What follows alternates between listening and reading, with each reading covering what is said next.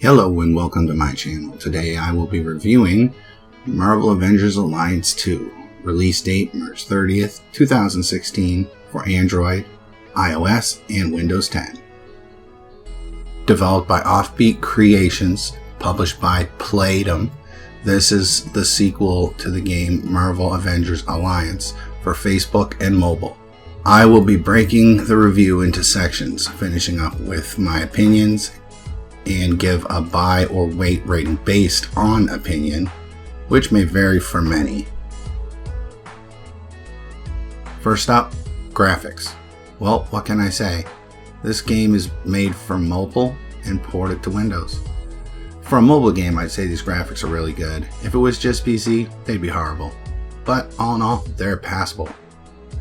Next up, sound and voice. Sound is great. Laser beams, explosions, very impactful. Music is good, sounds very Avenger-like. A few times I lost music during the rounds, and it did not return. Sound stayed constant though. No big deal, it returned in the next level. Moving on to game mechanics.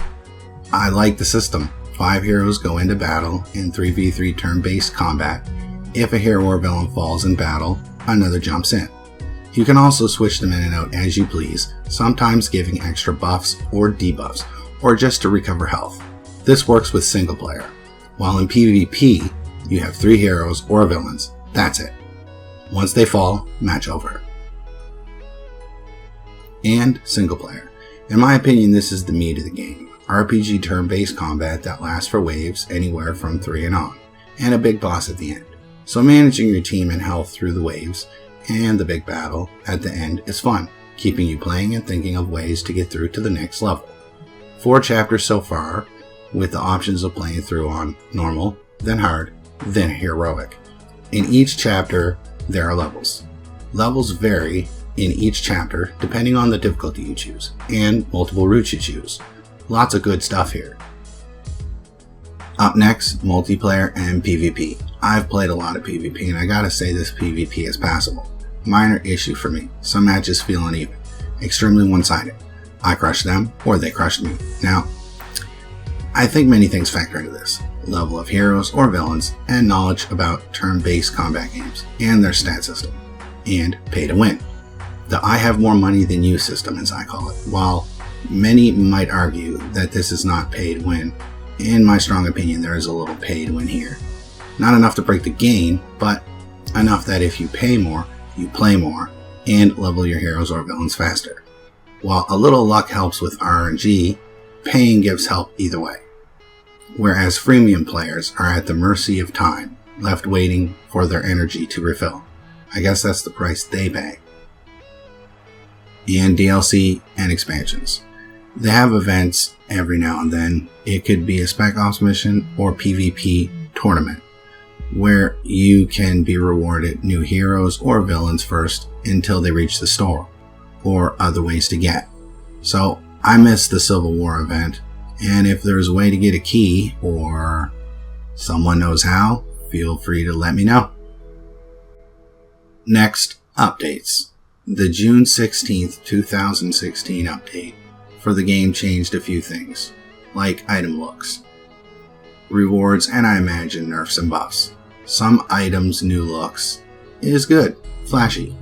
Major rewards are for gold power cells instead of superior power cells, which reward you gold and then you can buy superior power cells or any other cell for ISO 8, etc.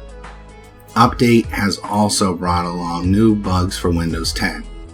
As for mobile, I have not seen any for Android, and I do not know about iOS. Next, limited time purchases. So every now and then there are limited time purchases on sales on gold, silver, ability points, characters, and more. Keep an eye out. And that brings me to my personal opinion. Played for about 2 weeks for free, which was amazing fun. After this time, things got very different. because to refill energy costs 5 gold and scouting missions take its own energy and PvP. So if you don't save or buy lots of gold, this game is 10 minutes on and off for hours until the energy recharges on its own, with the exception of scouting missions, which take survey markers. These points take freaking forever. After normal and hard, the heroic is unforgiving, and to make it through you will need to continue a lot for 5 more gold, unless your heroes or villains are maxed.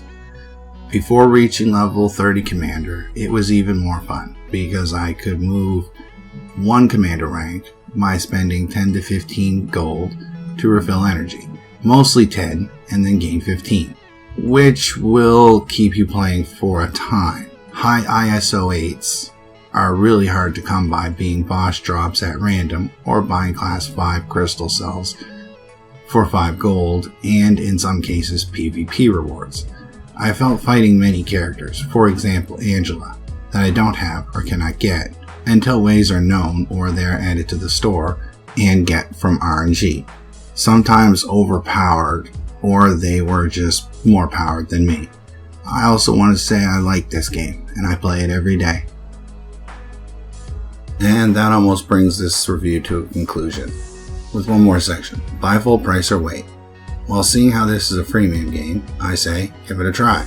There's nothing to lose here, and while I understand the game's been out for a while, games are never ending and evolve with love and care from the developers.